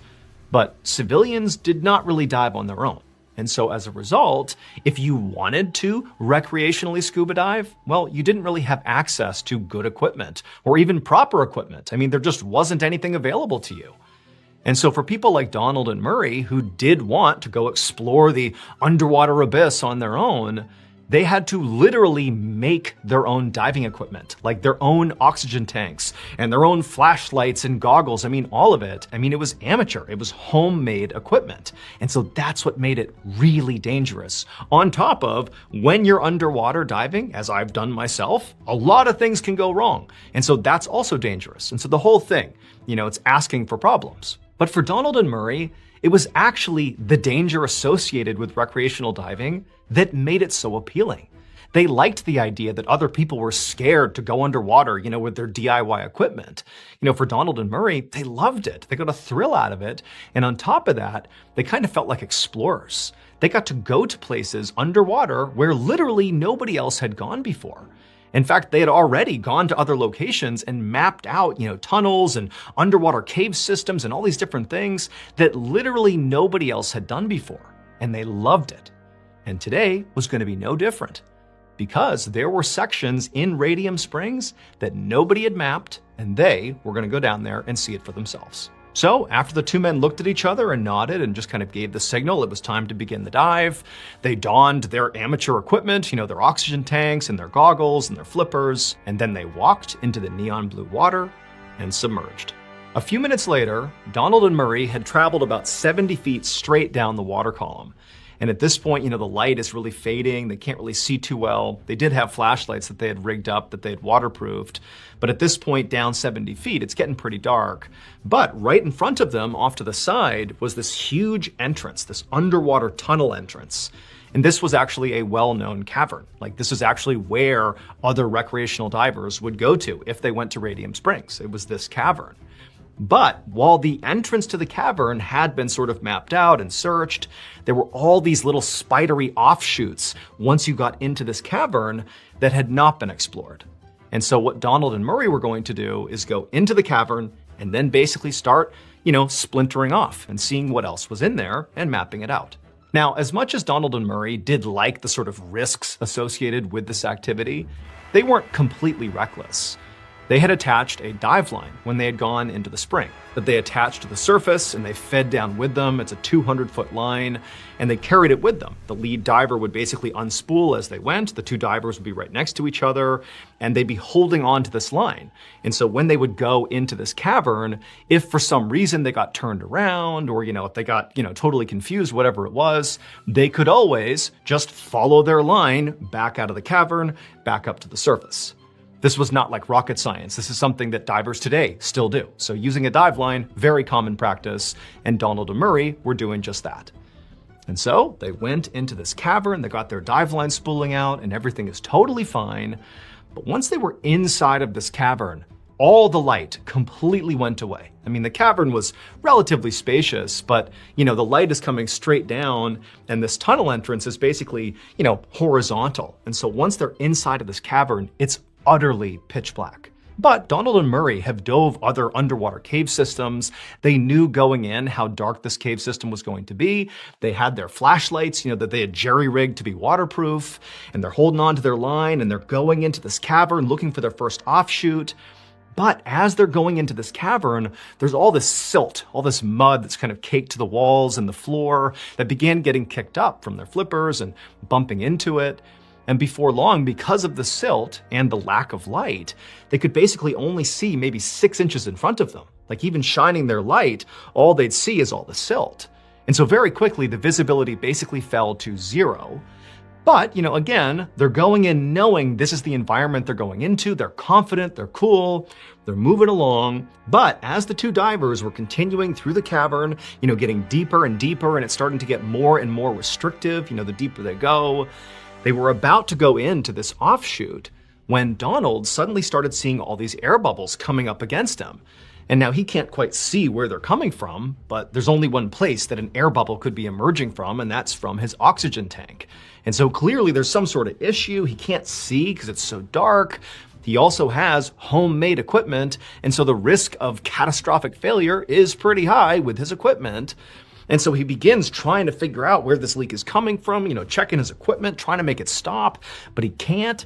He can't really communicate to Walter, who's got the spool of dive line, who's continuing straight forward into this offshoot. He can't quite tell him what's going on. They can't actually speak to each other. Again, it's pitch black, there's silt, it's sort of, claustrophobic and stressful. And so ultimately, Donald grabs Murray and just tries to shake him and sort of signal, hey, I got an issue here, but he had no way of knowing if Murray actually understood. But Donald, he knew he just had to get out of there. He had to go back to the surface and fix his issue before it got way worse. And so, even though he knew he was kind of leaving his buddy here, he's thinking, okay, Murray's got the dive line, he's experienced, I just grabbed him, everything's gonna be okay. And Donald turned around, kicked up more silt, and held onto that dive line, but now followed it back out of the cavern and back up to the surface. And when he got to the surface, he took a big breath. He was saved, he checked his equipment and realized, wherever the issue was, and he was actually able to fix the issue. And so before long, after only being on the surface for a couple of minutes, he had put his equipment back on, he was back in the water and following the dive line back down towards the cavern. As Donald began his descent down towards that cavern, 70 feet down, the whole time he's holding onto the dive line, making sure he doesn't lose that. But really what he's focused on is checking his equipment, because as he's going down, he's got basic visibility here. It's not gonna be like in the cavern where you can't see anything. And so as he's going down, he's checking his equipment and just making sure that there isn't a leak. And by the time he got all the way down 70 feet and the dive line turned and went into that cavern, Donald was feeling pretty good that his equipment was good, it was not malfunctioning, and it was safe to go back into the cavern with Murray. And so that's what he does. He's got his flashlight in one hand, he's got the dive line in the other, and he's now looking straight into this dark opening of this cavern, and in Donald goes, the whole time holding on to that dive line. And pretty much immediately, once inside the cavern, the flashlight became useless because again, the silt's still kicked up, there's no current running through this cavern, so the silt is not going anywhere. But either way, Donald knew what he was doing. He was going straight in there to connect with Murray and continue this dive and see what else is in here and, map it out for other divers. And so into the cavern he goes, he's holding the dive line in one hand, he's got his flashlight and he's going deeper and deeper into this cavern. And the whole time he's expecting at any moment, he's just gonna bump into Murray. But he just keeps going and going deeper and deeper into the system. The walls are getting tighter and tighter around him. And eventually he reaches the very end of the dive line, 200 feet at this point, deep into this cavern. And there's no Murray. Murray's gone. Now Donald, he's looking around. Remember, it's total darkness. All he's got is this flashlight, which basically just illuminates the silt that's been kicked up all around him. But where he is at this exact moment, the silt wasn't too bad. It was just like this abyss all around him. It's totally black. There's nothing around him. Light, which basically just illuminates the silt that's been kicked up all around him. But where he is at this exact moment, the silt wasn't too bad. It was just like this abyss all around him. It's totally black. There's nothing around him. And in a sudden panic, Donald thinks, oh my goodness, I'm so far into this cavern, I haven't found Murray, like something's happened to him. He's run out of air or he's gotten lost. Like, how could he have let go of the dive line? What's going on here? And so Donald immediately just starts going down to the bottom of the cave and searching the ground, thinking that, maybe Murray got to this point and passed out and sunk to the bottom, but he gets to the bottom of the cave, there's nothing there, he starts feeling the tunnels, there's nothing, and at this point he's kicked up even more silt, and so, he really can't see anything. And he's thinking, it took me a while to get in here, and I'm running low on oxygen right now. I need to get help immediately, because Murray, he's gonna run out of time really quickly here. And so Donald, he turns around and holding onto this dive line, he pulls himself out of the cavern. He goes back to the surface. Some part of him was hoping that when he got up there that he would just magically see Murray waiting for him, but nope, he's all alone. There's nobody here. And at that point, Donald took off his gear and he contacted authorities. Not long after that, 2 commercial divers, along with an entire US Navy dive team, arrived at Radium Springs and began looking for Murray. And they searched and they searched and they couldn't find him until 8 a.m. the next morning, 12 hours after Donald had surfaced. It would turn out when Donald had that malfunction that caused him to leave the cavern and leave Murray behind and go to the surface and fix himself and then go back down again. Well, in that space of time that he was away from Murray continued to spool out the dive line, maybe not necessarily knowing that Donald had left him at this point, and Murray got all the way to the end of the dive line, 200 feet, and at that point, in this uncharted tunnel he was in, somehow or another, Murray became disconnected from the dive line. Maybe he let go of it, maybe he bumped into something, we don't know, but either way, he let go of the dive line, basically right at the end of the dive line. And when Donald came back down and got to the end of that dive line and discovered Murray wasn't there, well, what he didn't know is that Murray actually was just a couple of feet away. He was basically right above him. because that's where Murray was ultimately found. He had drowned literally feet away from the dive line, but Donald, he couldn't see him, and in a total panic state, in an effort to find Murray, Donald began fumbling around, going down and rubbing up against the bottom and the walls, kicking up all this silt. And you gotta figure at this exact moment, Murray, who's very much alive at this point, almost certainly, is right above him. And now his visibility, which was already terrible, he's probably scared to death because he's looking for this dive line. And now the silt is just getting kicked up all around him. He probably knows Donald's nearby. He's swimming around looking for Donald. Donald's looking for Murray. They swim right past each other. It's absolute madness. But then eventually Donald just vanishes because he's going to find help. And Murray is left all by himself in total darkness, disoriented, terrified, has no idea where the dive line is. Silt is making it impossible to know what direction he's even going. And so in Murray's final moments, he just scrambled around trying to find his way out again until he eventually drowned, again, just feet away from his dive line, the very thing that would have brought him to safety. On May 28, 2022, a photographer named April Bertucci, along with two of her friends, snuck towards this abandoned funeral home in Flint, Michigan. The funeral home was a big brick building right off a main road in the center of the city, and April and her two friends knew there were lots of people that were kind of looking in this direction, and it was illegal to go into this property, and so very carefully they snuck their way towards the back door of the building. And they saw the door was, completely attached to its hinges. It was in good shape, appeared to be locked, but they thought, what the heck? They walked up to the door, took a look around. April reached down, tried the handle, and it pulled right open. And as soon as this happened, April was psyched. Because not only was she a photographer, but she was also an urban explorer, which meant she would sneak into places like this, abandoned buildings and other man-made sites, just to have a look around. One, because it was fun and exciting, but also because she got to use her photography, taking cool pictures of places like this funeral home. And so April's friends were also into urban exploring, and as soon as this door came open, it was like, oh my goodness, I can't believe we're gonna get to explore this legendary site.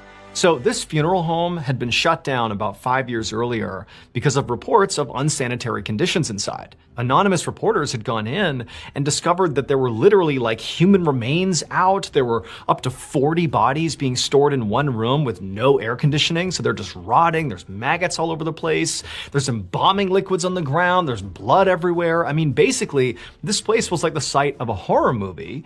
And so the state comes in, they shut this place down, and the owner, after being shut down, just abandons the building, just leaves it exactly the way they had left it. I mean, the bodies were removed by the state, but all the equipment for the funeral home was just left behind. Everything was sealed up, and that was that. And the place was deemed off limits. But naturally, urban explorers found out about this and began going in to see this horror show for themselves. And so April and her friends, they had heard about this place and immediately were like, we gotta go in there. We gotta see it for ourselves. And so they hopped in a car and they drove over 3 hours from Ohio to Michigan just to check this place out. And now here they were, door open, and in they go. Once the door shut behind them, April and her two friends were looking down this long, dark hallway. It's totally silent inside. The walls were made out of cinder block that had been painted white, but the paint was all chipping off and they had their flashlights out and it's dark and creepy and they're looking down the hallway. And just for a second, they just stop and listen to see if anybody else is inside of here moving around. Maybe other urban explorers or even other animals or anything, squatters, they don't know. But they're sitting there for a second just listening and they don't hear anything. And so with April in front, they begin walking down this hallway. And as they're walking, there's all this trash on the ground. It's totally eerie as they're walking. Every little sound is sort of startling them. They're kind of laughing as they're going. And eventually, April stops in front of this first door that she sees, the first door off the hallway, and it's closed. And right across the center, something funeral homes did. And so they know that behind this door, very likely, was the embalming room, where funeral homes would literally pump dead bodies full of formaldehyde and prep the bodies, to be presented at the wake, before they're actually laid to rest. It's like this is where actual dead bodies are manipulated. And so April and her friends are pretty excited. And so April's, she opens up the door and they look inside of this room, and it's very eerie. It's pretty much vacant. But in the center of this room, it's all dark. They have their flashlights, right? In the center of the room is this metal table, this standalone metal table. It's like a gurney. And it's where the dead body would be placed as they're being embalmed. And then on the walls all around are all these shelves with various tools and, vials of various milky liquids. There's a saw, there's scissors, there's scalpels. On the ground, there's, fabric that appears to have some sort of bodily fluids on it. I mean, this really looks like the scene of a horror movie. But for April and her friends, it's like, this is a gold mine. I mean, this is what we came here for. And so April and her friends, for the next little bit, they just began walking all around the embalming room. April taking photos, and her friends and April kind of moving things around, seeing what was in there. And then eventually, they left and they continued to search the building, and they found a chapel where there were caskets laying around. They also went into a garage and they found there was an old hearse just left inside the garage. I mean, the place really was as creepy as everybody said it was. And so it was sometime around discovering the garage that the girls had gone back to the main hallway, and they discovered this other door that they hadn't seen when they were searching over the first 30 minutes they had been in there. And this door led to this ominous stairwell that went down into what appeared to be the basement. And so at this point, the girls felt like they had sort of searched the entire main floor, and, the two friends, not April, they really wanted to go down these steps and explore the basement.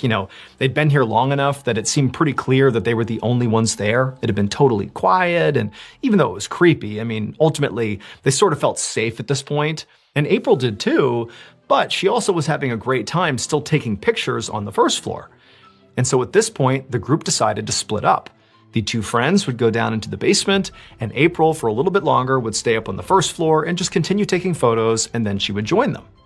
And so, no big deal, they split up, the girls go down to the basement, April's taking her photos, doing her thing, and just a couple of minutes later, April hears her friends in the basement, through the floors, yelling out something to the effect of, "Oh my gosh, is that real?" And then the other friend is like, "Yes, that is real, oh my gosh." And so April, she runs to that doorway, she goes down the stairs, and she finds her friends at the foot of the stairs. And they're looking out into the main space of the basement that April can't quite see yet. And so she goes right down to her friends, she's looking at them, they look horrified, they're looking out at something obviously terrible in the basement. And April turns from her friends to the basement, and what she sees makes no sense. There's just like this empty basement, with some stuff pushed up against the walls. But in the middle of the basement is what appears to be like this standalone metal jail cell. Like imagine metal rungs that you would imagine in a jail, but all the way around. It's about 8 feet tall, 10 feet wide, 4 feet deep. It's just this inexplicable standalone jail cell. At least that's the way April interpreted it, and so did her friends. And as she's looking at it, April, she sees that in the middle of the jail cell, if you will, is like this big metal box that's just sitting on the floor in the center of the cell. And then right above it in the ceiling is this pretty big cutout, like a hole in the ceiling. And so April sees this and takes in what she's seeing, and she can't really process it. She doesn't really understand what this is.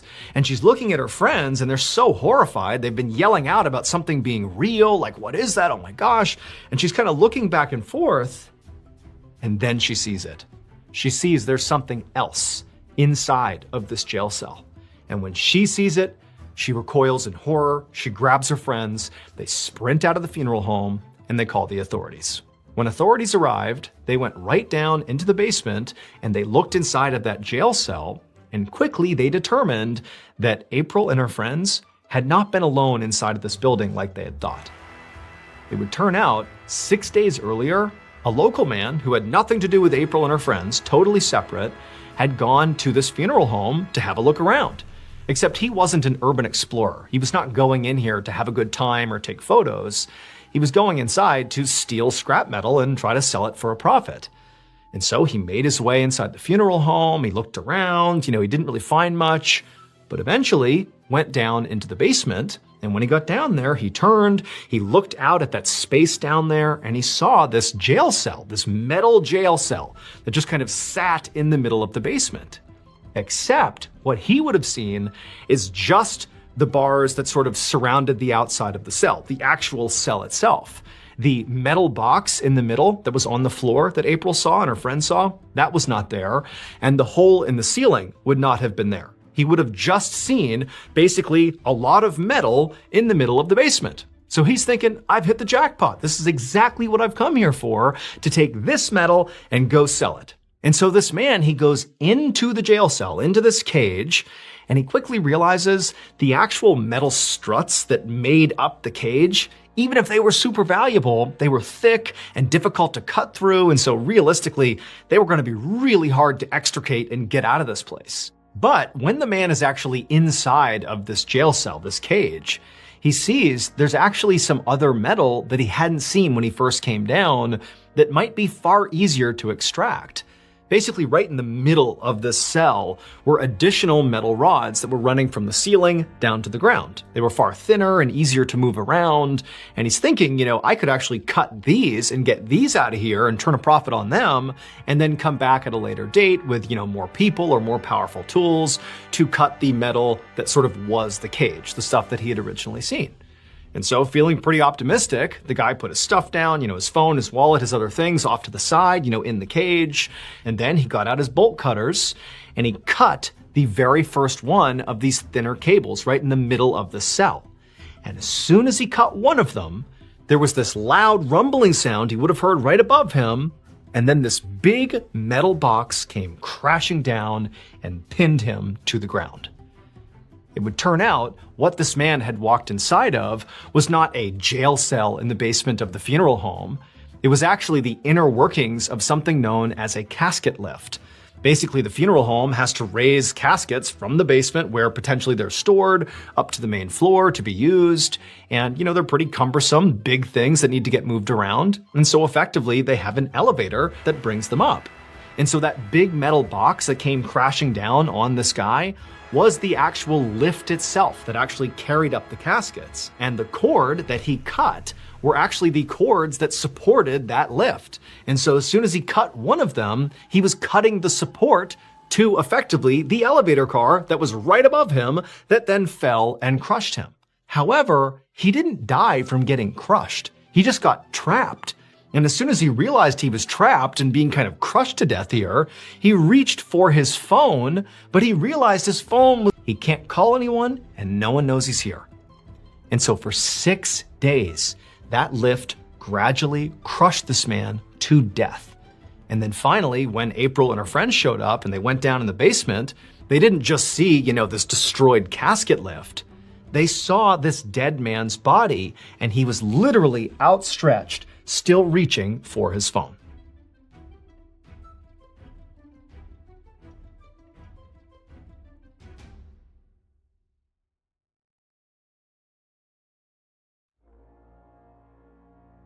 On the morning of September 10th, 1987, Police Constable Dick Ellis walked into an interview room in a police station in South Yorkshire, England. Inside of this room was a table, and sitting on the other side of this table were these two security guards. One was named Stephen Brooks, and the other was named David Goldthorpe. And from PC Ellis's perspective, his first impression of these two guys is they were like big, burly, tough-looking men. He could tell they were both visibly shaken, like something had really rattled both of these guys. However, before Ellis could even sit down and begin asking basic questions about what was going on here, these two security guards just launched into this totally crazy-sounding story.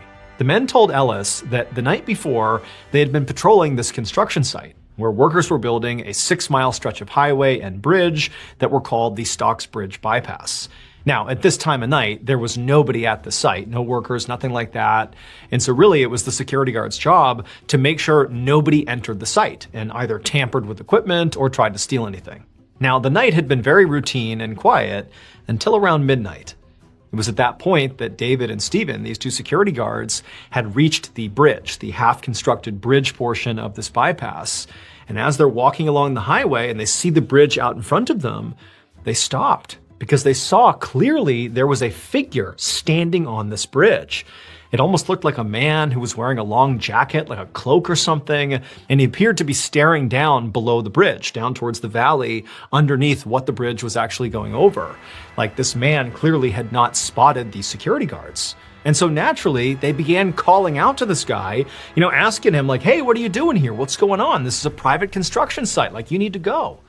But the guy on the bridge didn't react. He just kept staring down to the valley below. And so at that point, as the two security guards are now walking in the direction of this guy, one of them lifts up his flashlight and shines it at this man.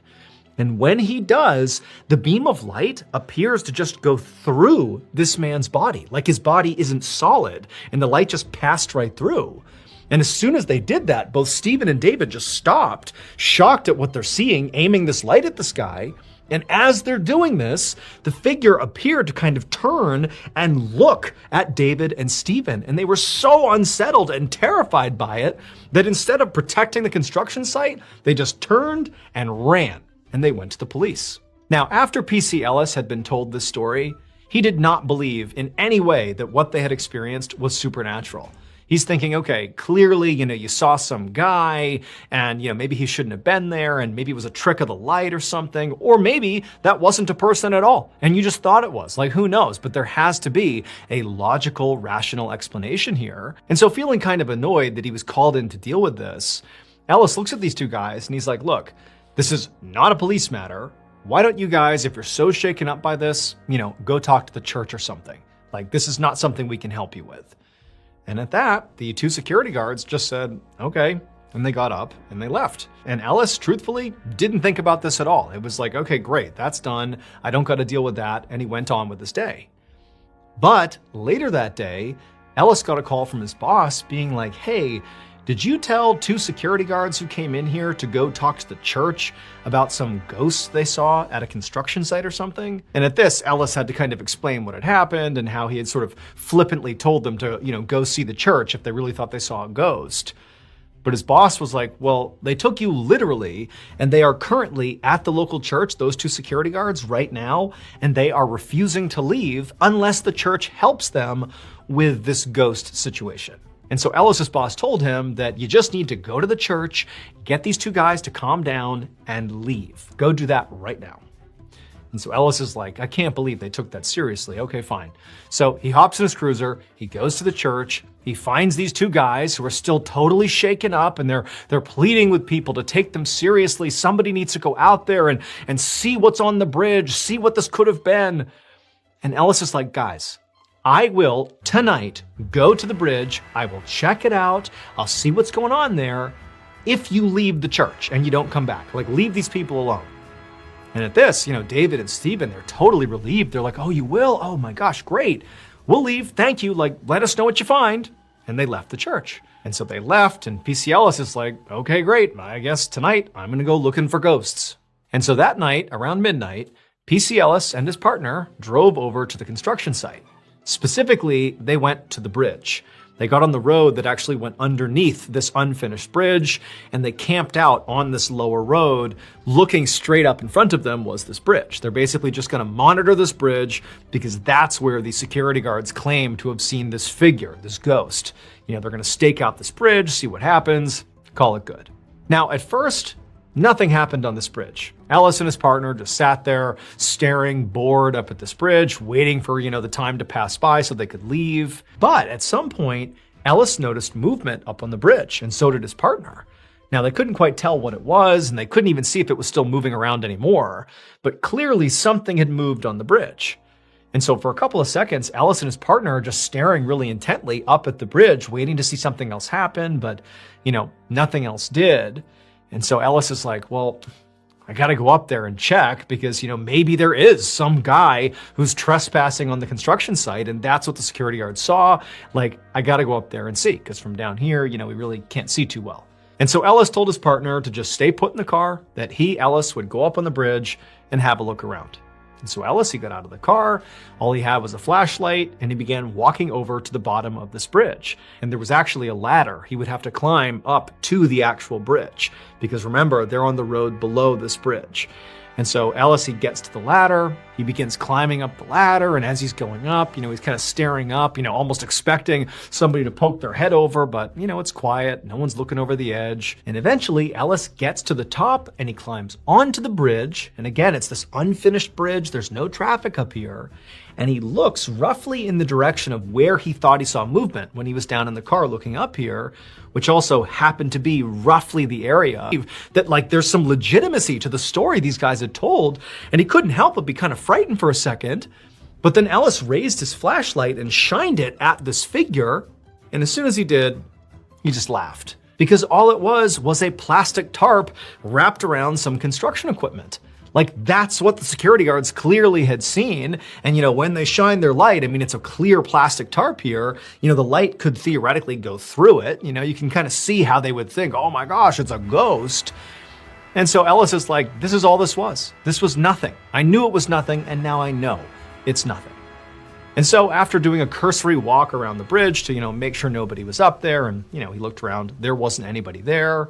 Ellis went back to the ladder, climbed back down, got in the car with his partner, and explained to him that this whole thing was a joke. And of course, there's no ghost, there's no criminals, there's nothing. This is no big deal. Now, Ellis and his partner could have, at this point, just left and gone home, but they had told their boss they'd come out here for at least an hour, and they'd only been here for maybe 30 minutes at this point. And so the two of them decided, you know what, just because we said we would, let's just stay here a little bit longer and make sure nobody goes on this bridge. We'll give it another, 30 minutes or so. And so Ellis and his partner just kind of sit back in their seats and settle in for this last little stretch of their shift. However, about 20 minutes into this final 30 minutes, Ellis is still just sitting there, his window's open, and he's just kind of doing nothing, waiting around, when suddenly he's hit with this unbelievably cold gust of air that comes into the car through his window. And it's kind of sudden, he's being hit with this gust of cold air. And then at the same time, Ellis began feeling this incredible pressure on his chest. It was so intense, he thought he was having a heart attack, and he wanted to say something to his partner, but it was he couldn't even move. He's frozen, he's getting scared, he doesn't know what's happening. And as much as he wanted to yell out and get his partner's attention to help him, he suddenly had this overwhelming feeling that there was someone off to the side staring at him, someone right outside the car. And even though he didn't want to look, he found himself slowly turning and looking out his open window, and right there, immediately outside the door, is this man standing practically pressed up against the window. His torso is inches away from Ellis's face, just standing there inexplicably. This guy snuck up on them. They didn't even hear him. And so Ellis, at this point, he breaks out of his sort of trance. He screams and gets his partner's attention, and then he pushes open his door, and he jumps out to confront this person who snuck up on them. But there's no one outside the car. And so Ellis, he turns to his partner and he's like, hey, did you just see what I just saw? Did you see that guy? And Ellis's partner, who's totally ashen-faced, just looks at Ellis and he's like, yeah, I did see him. And so after looking around for a couple more seconds, Ellis climbed back into the car, and then he and his partner debriefed what had just happened. And Ellis's partner would tell Ellis that from his seat, he actually had a better vantage point than Ellis did to seeing this guy. Ellis was basically right on top of this guy, but his partner was a little bit farther back and had a better angle. And he would tell Ellis that at some point he had turned and seen the guy standing there. And the guy, he was wearing this old coat, this long coat that sort of looked like it belonged in the 1800s or something. And the partner would say, he didn't hear this guy approach. He didn't know how he got there. But at some point, he said the guy in the coat, the guy outside, crouched down just enough that he was looking in the car in the direction of Ellis's partner. And Ellis's partner said he was staring right at the guy, but the guy, he had no face. Ultimately, Ellis and his partner would return to the station that night, and they would file a report about what happened to them. But they would simply describe it as inexplicable phenomenon, and after filing it, they basically hoped they would never have to talk about it again. Except that wouldn't be possible, because shortly after filing that report, the construction was finished, and so the highway and the bridge were open to the public.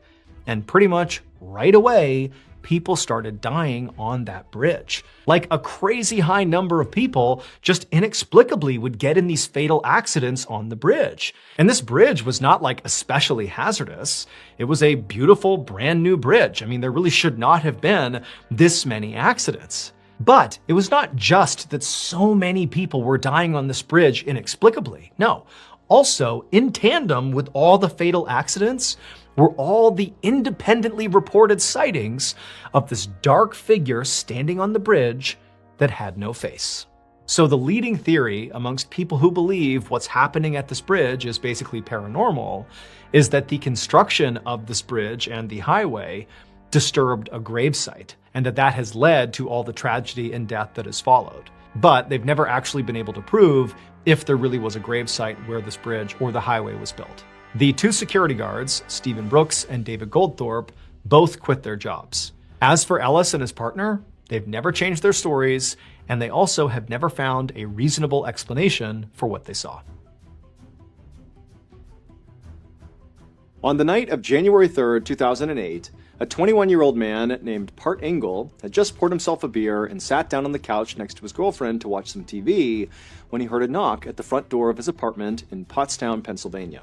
It was late, around 8 p.m., and Part was not expecting any company, and so before he got up, he looked over at his girlfriend to be like, "Are you expecting anybody?" And she looked at him and kind of shrugged, and so Part just put his beer down and stood up and walked over to the front door to see who was there. And when Part opened up the front door, he was very surprised to see his mother standing there carrying a small duffel bag. So Part's mother lived in Middletown Township, which was located about an hour and a half away from Part's apartment. And while it was not unusual for Part's mom to stay over at Part's apartment, what was unusual is her just showing up unannounced. She never did that. And on top of that, as Part is looking at his mom, he could see clearly she had been crying because her eyeliner was smudged and her face was all puffy. And so Part knew clearly, there must be a problem here. But when he asked his mother, like, "What's going on, Mom?" she wouldn't tell him. She would just say, "I have to stay with you for the night." And then before he or Part's girlfriend could do or say anything, his mom just walked inside, walked down the hallway, went into the guest bedroom, and then shut and locked the door. And so Part and his girlfriend were left looking at each other like, what's going on here? 3 hours later, at 11 p.m., Part was in bed next to his sleeping girlfriend, just staring up at the ceiling, unable to sleep. Part was so anxious about whatever was going on with his mom because where he was staying, his bedroom, was right next door to the guest bedroom where his mom was staying, and so he already knows there's clearly some issue here with his mom, but all night he's been listening to her next door just pacing and crying in this guest bedroom, and he has no idea what's going on. But deep down, Part knew that whatever was going on, it very likely had to do with his father, whose name was Arun Kumar. That they must truly love each other now. I mean, to have gone through all that together, that would certainly make two people very close. And for the most part, that actually seemed to have been the case, that his parents just got along great and were a great couple. That is until a couple of years earlier. Arun Kumar had started an affair, and Part's mother had caught him. Now, Arun Kumar said that, this affair meant nothing and he would stop right now, and Part's mother had forgiven him, in order to keep the family together. But despite Part's mom forgiving Arun Kumar, deep down, she just knew she could never actually trust him again. And so she actually wound up enlisting Part's help to basically watch Arun Kumar's behavior. She had Part set up the software that basically spied on Arun Kumar's computer. Through this software, Part's mom could basically watch Arun Kumar's email traffic and all of his internet activity. Now, Part had not felt good about setting up the spy software on his dad's computer. It just felt totally wrong to be getting in between his parents like this. But he just felt like this was the only way Part's mom was ever going to be able to actually move on. And so Part sort of felt like this was his responsibility. This is the way that the family was going to stay together. His mom really just needed that extra layer of transparency on her husband. Otherwise, the family was going to fall apart. But now, as Part lay in his bed, unable to sleep, listening to his mom pace back and forth in the room next door, he began to think to himself, maybe my mom found something using the software on my dad's computer. Maybe Arun Kumar had started another affair, and that was why his mom was now so upset. But just then, Part heard a new noise coming out of his mother's room. At first, it kind of sounded like low murmuring, like his mom was saying something to herself, but then he realized his mom was having a real conversation with somebody on the phone. And since Part couldn't sleep, and he was pretty intrigued about what the heck was going on with his mom to begin with, he decided to basically spy on his mom.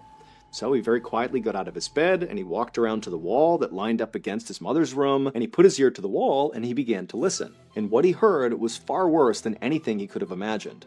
What he heard his mom saying to whoever she was talking on the phone was that she had discovered that Arun Kumar had taken out $3.6 million in life insurance policies on Part, on his sister, and on his mother. And now Part's mom was saying to whoever she was talking to on the phone that she wasn't even worried about divorce at this point. She was worried about the physical safety of her and her kids. She was worried that her husband was going to kill her and her kids to get this payout. And so not long after saying this, Part's mom hung up the phone and went back to pacing and crying in the room. And Part, meanwhile, has just heard this horrifying news, and he had no idea what to make of it. I mean, he knew his dad was not a good husband, but the idea that his dad would want to hurt his wife, or him, or his sister, just seemed totally impossible. But then, as Part's standing there just kind of processing what he's heard, he began to think back to these recent behavioral changes he noticed in his father that at the time he had kind of chalked up to, maybe my dad's stressed or something. But now, given the context of what his mom was talking about, Part began to wonder if these behavioral changes were a sign of something being terribly wrong with his father. The first change that Part had noticed happened a few weeks earlier. Now, Part's dad was normally a very mild-mannered and calm guy, but a few weeks earlier, he had gotten into this vicious dispute with their next-door neighbor over the property line that ran between their two properties. It was like he was picking a fight with the neighbor or something. And then, a few days after that, one of the bathroom sinks in their house had stopped working, and so Arun Kumar got out his tools and went to go break apart the sink and put it back together again, and because he was an engineer, this was something he did. This was typical behavior.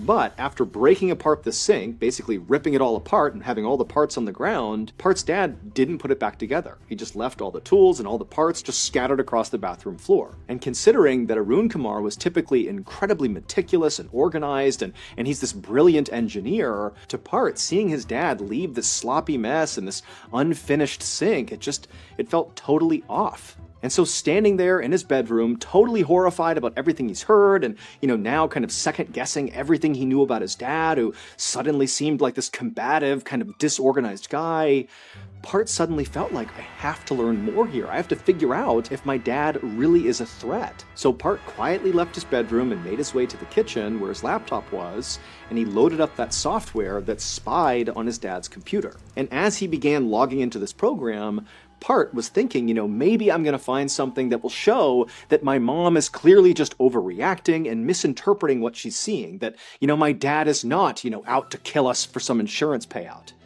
But after loading up this program and kind of scanning through some recent activity, Part realized that actually the situation with his dad was way worse than his mom had made out on that call he overheard. He not only found all these multi-million-dollar insurance policies taken out on him, his sister, and his mom, but also he discovered this stash of fraudulent-looking paperwork. There were all these passport photos of his father, but then connected to these photos was a passport application that was using somebody else's name, as if his father was trying to forge paperwork to create a phony passport for himself. And so at this point, Part felt like his mother was certainly not overreacting here, that in fact it really did seem like his father was, preparing to kill his family and collect millions of dollars in insurance money, and then using this, fake passport he was making, he'd be able to flee the country. For the next several days, Part's mom stayed at Part's apartment, but she barely ever left the guest bedroom. And then when she would leave the bedroom, Part would go up to her and try to ask her, hey, what's going on, without giving away how much he knew already. But Part's mom was like, nope, I don't want to talk about it, and she would just go right back in the room, shut and lock the door. And so finally, after several days of this, Part just went to his mom's bedroom door. He knocked on the door until she answered, and then before she could kind of shoo him away, he said, Mom, stop.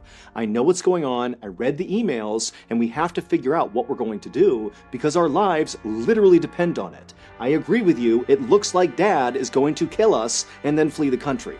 And so Part and his mom would talk through all the details of what was found on his computer, and ultimately they would decide that Part would be the one to go to police and tell them what was going on with Arun Kumar. And so the next day, Part went to the police station, with a stack of evidence that he believed would implicate his father, and Part was so nervous about this, he was shaking. But when he talked to an actual police officer, they looked over his evidence and they heard the whole story. they told him, like, look, we really can't do anything about this. They told Part that, it's not illegal to take out life insurance policies on your family. And then also the police officer pointed out that in addition to Arun Kumar taking out those policies on his kids and his wife, he had also taken out a policy on himself and made his wife and his kids the beneficiaries of that policy. And so the police officer said, look, this does not look like a murder plot to me. It just looks like your dad is doing something fairly responsible.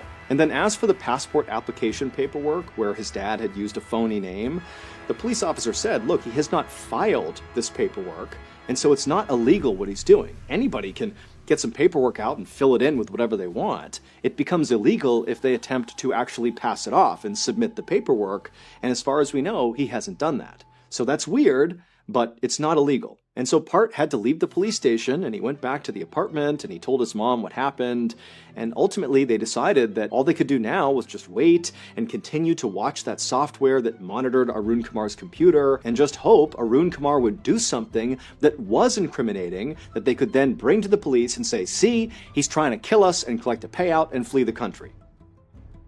Over the next few days, that Part and his mother every day just constantly checked this software and watched what Arun Kumar was doing on his computer, all they saw was Arun Kumar was using his computer to do work emails and really basic stuff, absolutely nothing incriminating.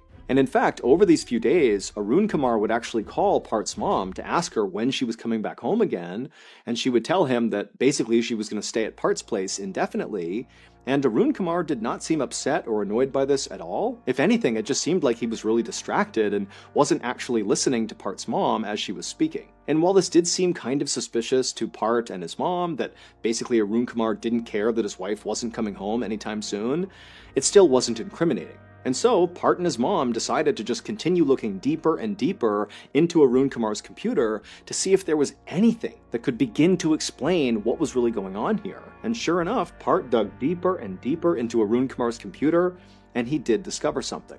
Part began finding all these emails with people back in India that kind of vaguely indicated that Arun Kumar was involved in a very sketchy deal, like a business deal.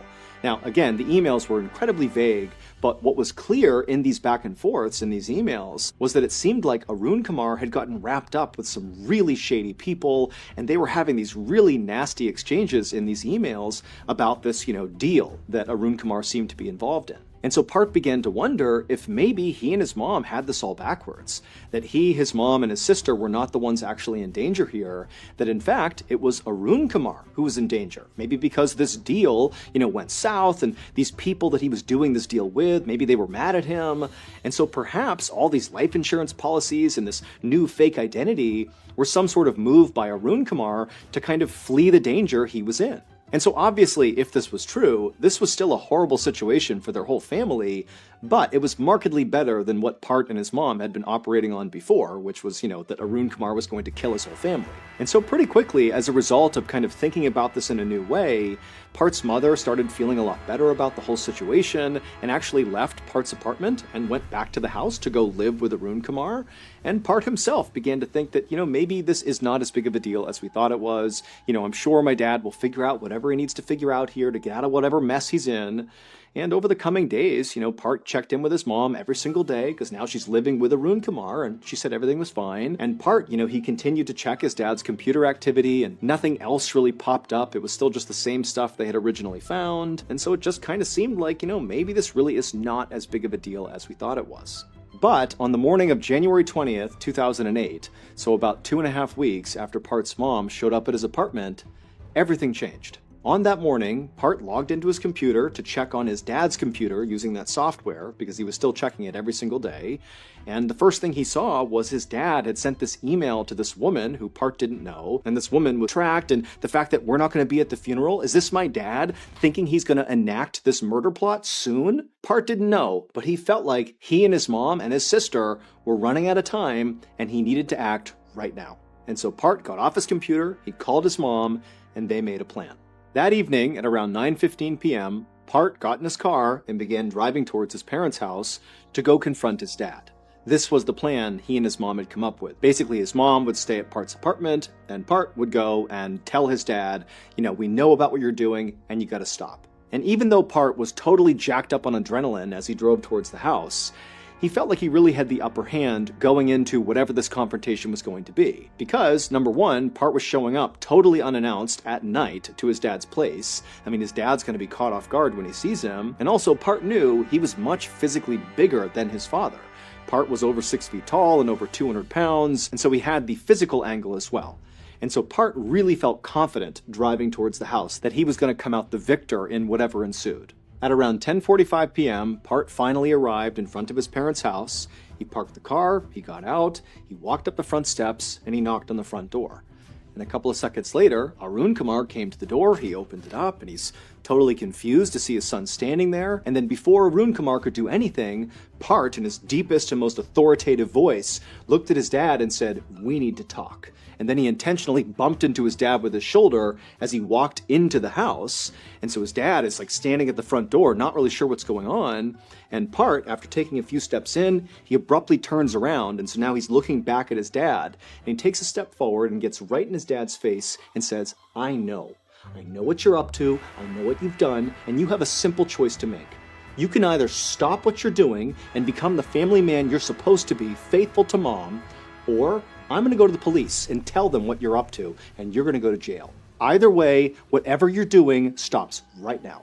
And for a moment, Part and Arun Kumar are basically staring at each other in silence, and then Arun Kumar, before Part could stop him, basically ran past Part, passed him down the hallway, and he ran into the master bedroom, disappearing from Part's view. And so Part's turned around, and he wasn't expecting this, and suddenly all that confidence he had going into this confrontation was gone. Because he's thinking, oh my goodness, my dad, maybe he's got a weapon in there. I need to get in there and stop him. And so Part, he turns and runs down the hallway, he darts into the bedroom, having no idea what he's going to see inside, but what he sees does catch him off guard.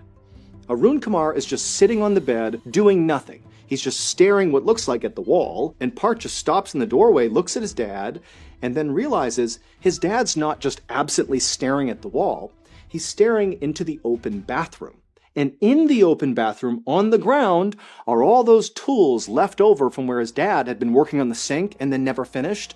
Like, all these tools are scattered on the ground, including one tool that now Part is realizing his dad is looking directly at. It was a big, heavy metal pipe wrench. And suddenly Part realized, my dad is looking at a weapon, and he's considering whether or not to get that weapon and attack me with it. The next morning, Part's mother pulled up in front of the house that she shared with Arun Kumar. And she walked up the steps, went to the front door, she opened it up, and as soon as she stepped inside, she yelled out, hello, who's here? But there was silence. And immediately she got a bad feeling. But she knew she had to investigate. And so Part's mom began slowly walking down the hallway, the same hallway that Part and his dad had been fighting in the night before. And she went down the hallway and she turned and looked into the master bedroom, and she couldn't believe what she saw. There was blood on the carpets, on the walls. It was a bloodbath. And in the middle of the room was an obvious dead body that was so mutilated and destroyed, she couldn't even identify it. And so seconds later, she had run outside and dialed 911. It would take police almost 4 years to finally untangle Arun Kumar's insane web of lies and also make an arrest for the murder that took place inside of that house. And the reason it took nearly 4 years is because nothing in this case was what it looked like. Now, Part and his mother had been correct about a number of things about Arun Kumar.